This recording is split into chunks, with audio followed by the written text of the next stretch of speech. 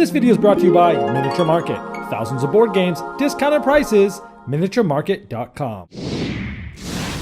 Hello my friends, it's the Game Boy Geek here. Today we're going to be pounding on that computer keyboard because we found an old computer in the attic and we're trying to figure out the password to get in by trying different words. Today we're going to take a look at this party game called Password Express. It's for 2 to 10 players. It's a traditional style sort of word category guessing party game. Let me show you.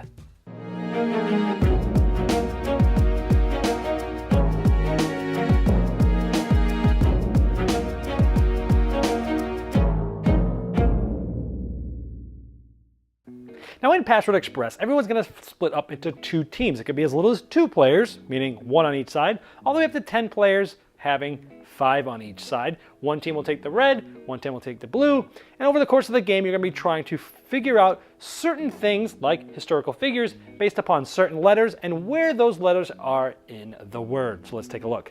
So at the beginning of a new round, these cards are going to get flipped over and become letters on this side.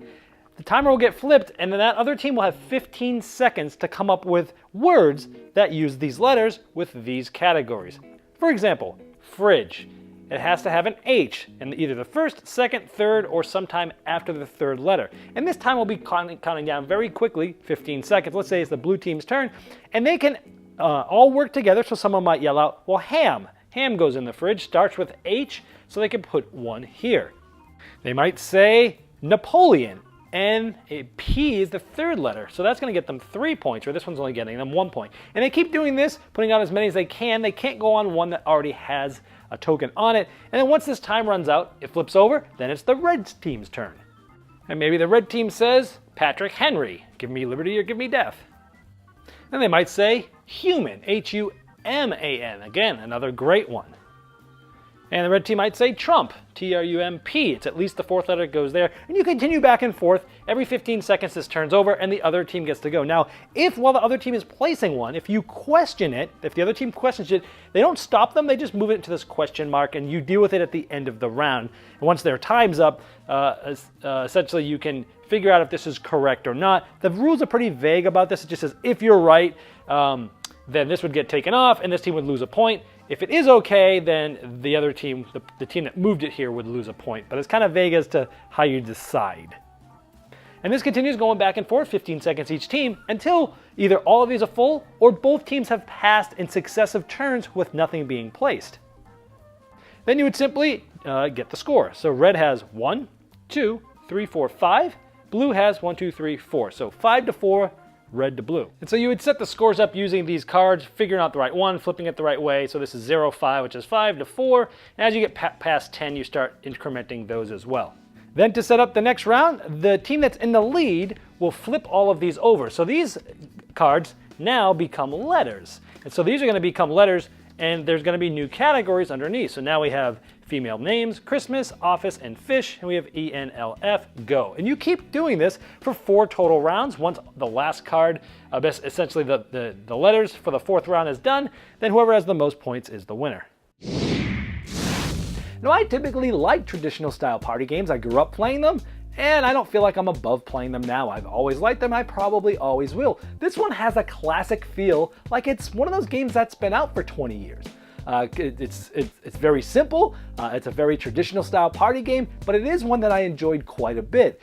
This is one of those games that I think right now it's only sold in Europe, or at least I don't believe it's available in North America, but if it did get brought over here, I could picture this game being sold in mass market stores, because it is one of those games that you could just put out on the table.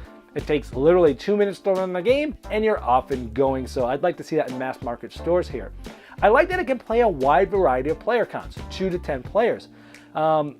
It works really well with 2 actually. It's very thinky, but you can go back and forth. There's not many party games that work well with 2 all the way up to 10. And when you're playing with 10, sure you got 5 people on your team, but it's really cool because there's different rows, right?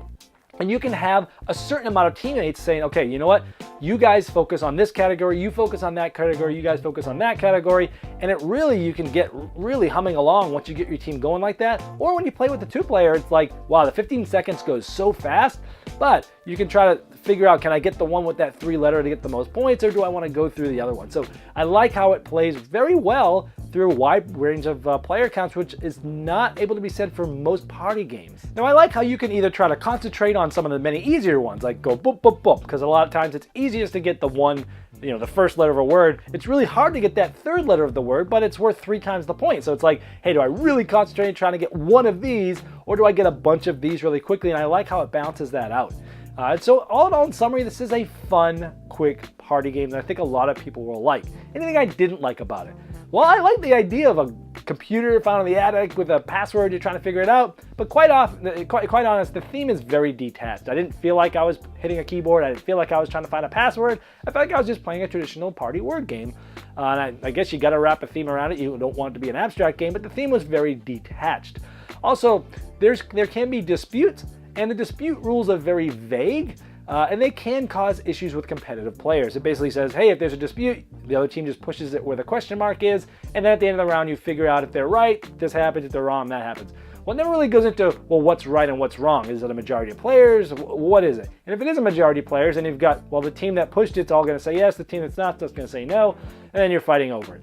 I think party games lots of times do have issues with disputes like this, and I think they're always worse in games where you're playing very competitively, which is why I don't typically run into these issues too much, because when I'm playing a party game, I'm playing it for fun. But some groups are going to have problems with this. If you're a party group that does get very competitive and you're constantly questioning each other's answers, then this might not be the game for you, but still give it a try because I liked it quite a bit, and that's Password Express. This video was sponsored by Miniature Market's Review Corner. The Review Corner features podcasts, video, and written game reviews by gamers for gamers. Miniature Market, the online gaming superstore. Thousands of board games, discounted prices. Check them out at miniaturemarket.com.